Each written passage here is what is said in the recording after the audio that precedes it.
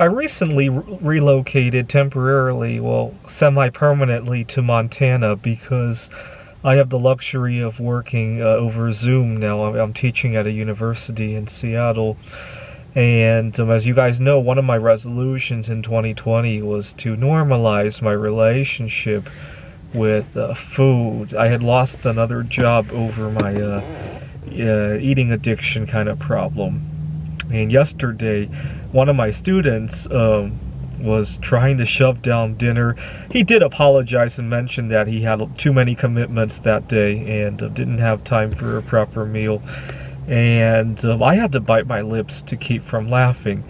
I was doing the teaching in the kitchen of the Airbnb that I'm staying, and one of my roommates happened to walk by, and I used that as an excuse to put on a mask because I didn't want him to, the student who was binge eating, to see that I was smiling over it. But I wasn't smiling over him, I was smiling over how far I had come.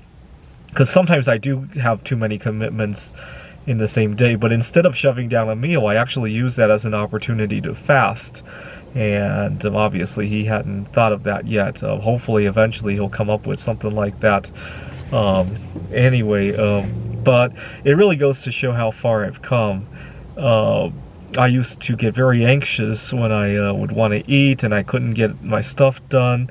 And sometimes I just commit way too much, right? The other day I wanted to see Mars and the moon coming into conjunction.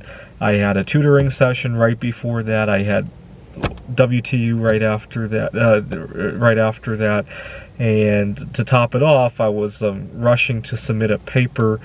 There was a deadline for a conference paper that I was submitting, and instead of trying to jam dinner in there, it's another opportunity to go on a fast, right? When I'm that bogged down with so many things, I'm not gonna miss that. I'm not gonna miss that meal, right?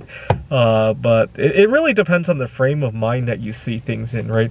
There's always a glass half full and a glass half empty, right? There's always I don't have time for dinner, and there's always I don't have time to be hungry, right? It really depends how you frame, well, how you look at things, right? And that's one of the main themes of fasting that I've come to discover over the past year.